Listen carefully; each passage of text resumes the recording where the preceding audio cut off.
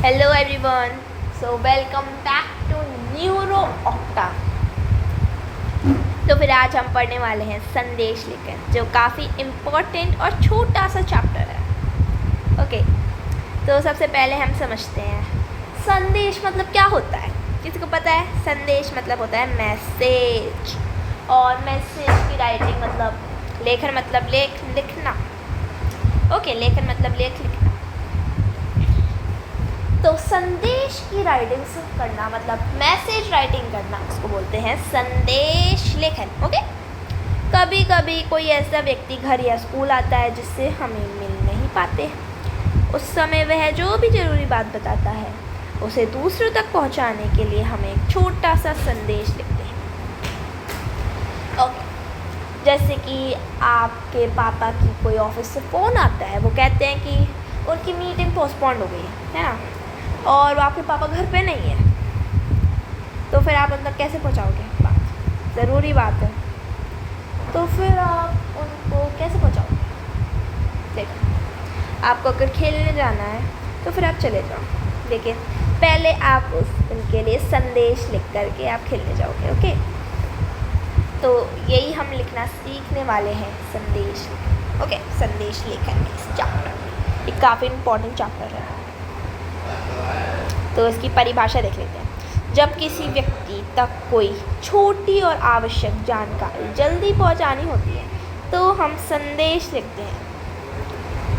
औपचारिक पत्र की तरह लंबा लंबा नहीं होता, बल्कि संक्षिप्त, स्पष्ट और प्रभाविक होता है। ठीक है, इसका मतलब जब कोई आदमी बाहर जाता है, जैसे कि आपके पापा बाहर गए होते हैं ना अभी थोड़ी देर पहले, तो फिर हमने उनके लिए संदेश लिख दिया था। आप खेलने में चले गए थे, वो आएंगे, उन्होंने संदेश पढ़ा और फिर उन्हें पता चल जाएगा उनकी मीटिंग पोस्टपोन्ड हो गई है ना। तो इससे आपको डांट भी नहीं पड़ेगी कि आपने बताया क्यों, है ना, और आप खेलने भी चले जाओगे। ओके, तो देखिए इसकी परिभाषा में ये बताया है कि जब कोई व्यक्ति तक कोई हमें छोटी और आवश्यक जानकारी, ज़रूरी जानकारी, इसमें कोई हम फालतू की बात नहीं लिखते हैं। जैसे कि लिखना है कि किसी को बर्थडे पार्टी के लिए इनवाइट दो, है ना, तो हम लिख दें कि हेलो, आप हमारी शादी में कब आ रहे हो। ऐसे फालतू की बात नहीं लिखनी है कि आप अपने आप से कोई बात जोड़ दो कि मेरी बेस्ट अब बेस्ट फ्रेंड नहीं रही, मेरी बेस्ट फ्रेंड अब बेस्ट फ्रेंड नहीं रही, है ना, ऐसी बेस्ट फ्रेंड मतलब कुछ भी बात नहीं लिखनी है, आपको अपने आप से नहीं जोड़नी है। तो फिर ठीक है, तो फिर ये औपचारिक पत्र के लिए लंबा नहीं होता है। ठीक है, ये छोटा सा, स्पष्ट और प्रभावी होता है। ओके, अब संदेश लिखने का उद्देश्य देखते हैं। हम क्यों लिखते हैं हम संदेश? जब कोई व्यक्ति सामने न हो तब हम उसे ज़रूरी बात पहुंचाना, बात को जल्दी और साफ तरीके से लिखकर बताना, समय की बचत करना क्योंकि वह छोटा और सीधा होता है। ठीक है, मौखिक बोली गई, मौखिक मतलब बोली गई, है ना, बात को लिखकर याद रखो। देखो, मौखिक बोली,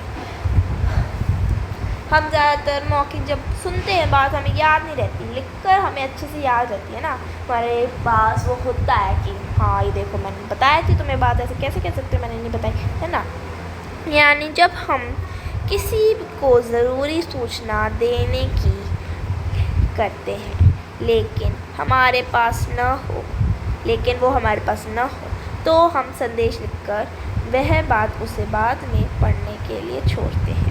ठीक है, जैसे कि हमने आपको एक एग्जाम्पल बताया था उस प्रकार से। तो अब हम संदेश का प्रारूप फॉर्म में कैसे लिखते हैं संदेश, वही तो हम देखना था इस चैप्टर में। तो लेट्स सी। ओके, तो संदेश को जैसे लिखते हैं, यहाँ पे दिन नहीं मतलब दिनांक और समय, प्रिय जिसको आपको लिखना है, यहाँ पे विषय वस्तु जो आपको लिखना है, और यहाँ पे आपका जो भी आप हो अपना नाम। ओके, नेक्स्ट अब हम इसके एग्जाम्पल्स देखते हैं। तो ये हमारा प्रश्न 1 बहुत ही टकता हुआ पॉप करता हुआ आ रहा है। अपने मित्र को जन्मदिन की पार्टी में बुलाने के लिए एक संदेश लिखिए। ठीक है, तो हमें आपके मित्र को जन्मदिन पार्टी में बुलाने के लिए संदेश लिखना है। तो चलिए लिखते हैं। तो फिर इसका आंसर ये रहा दिनांक। ये गलत आ गया थोड़ा सा, इसको साइड में होना चाहिए था। देखो हमने देखा था ना जैसे इसका प्रारूप यहाँ पे आना चाहिए था, दिन दिनांक समय और है ना, तो फिर थोड़ा सा गलत प्रिंट हो गई, थोड़ा सा गलत आ गया यहाँ पे।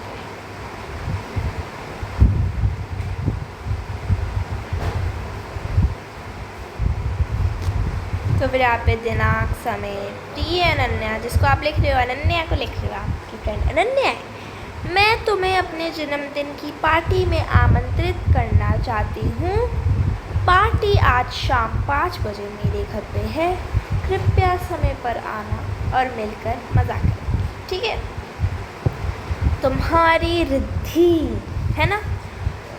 तो फिर देखिए जैसे कि आप देख सकते हैं ये है ना सिर्फ 2-3 लाइन का है, ज़्यादा से ज़्यादा इसमें ज़्यादा 5 लाइन का नहीं लिखते हैं हम इसे, ज़्यादा से ज़्यादा 4 लाइन में ख़त्म कर सकते हैं, ज़्यादा से ज़्यादा 5 लाइन लिखने का इसका कोई मतलब नहीं है। ओके, तो यहाँ पे इसमें कोई फालतू की बात भी नहीं ऐड करी है, हम कर नहीं सकते। ओके नेक्स्ट देखते हैं। तो अब हम इसका थोड़ा सा माइंड मैप देख लेते हैं। हमें क्या क्या याद रखना चाहिए संदेश लेखन के बारे में। सबसे पहले हमने क्या पढ़ा था, उद्देश्य का उद्देश्य क्या है, सूचना देना, हाँ किसी को सूचना देना, ज़रूरी बात पहुंचाना, समय बचाना, क्योंकि ये बहुत सीधा और साधा और छोटा सा होता है, इसलिए इससे हमारा समय भी बचता है ना। तो फिर इसमें कोई फालतू की बात भी नहीं ऐड करते, ज़रूरी बात पहुंचाना। ओके, प्रारूप, इसका प्रारूप तो हमने देखा था, दिन दिनांक समय संबोधन का नाम, अपना नाम लास्ट में लिखते हैं। सबसे पहले हम लिखते हैं दिन दिनांक समय संबोधन का नाम, मुख्य बात विषय वस्तु, मुख्य बात और अपना नाम। मतलब दिन नहीं लिखते थे, दिन क्यों बोल रही हूँ। ओके, दिनांक समय। भाषा शैली, तो ये बहुत सरल भाषा में लिख के जाते हैं, मतलब कोई इसमें कठिन शब्द नहीं यूज़ करते, जो सबको समझ में आ, जैसे सरल वर्ड है ना, सीधी बात, हाँ सीधी बात करते हैं हम, इसमें कुछ वो नहीं ऐड करते, मतलब डायरेक्ट टॉपिक पे बात करते हैं। ये छोटा सा होना चाहिए डायरेक्ट टॉपिक पे। यहाँ विशेषता है, छोटा और स्पष्ट पर मुख्य बात पर काल्पनिक नहीं, कोई कल्पना है ना, काल्पनिक बात अपने आप से नहीं जोड़नी है ना, छोटा और स्पष्ट होना चाहिए। Okay bye. तो आज के लिए इतना ही। Thank you for watching and I hope आपको संदेश लेकर क्लियर हो जाएगा। नेक्स्ट वीडियो शायद से आपकी क्वेश्चंस की आएगी, आप ज़रूर वॉच करना, आज ही अपलोड हो जाएगी वो। Okay bye, thank you for watching. तो आप चाहे तो इसके क्वेश्चंस करके देख लीजिए और अपना स्कोर्स कमेंट में ज़रूर बताना। नेक्स्ट वीडियो इसके क्वेश्चन क्या आने वाली है, आज ही आ जाएगी वैसे।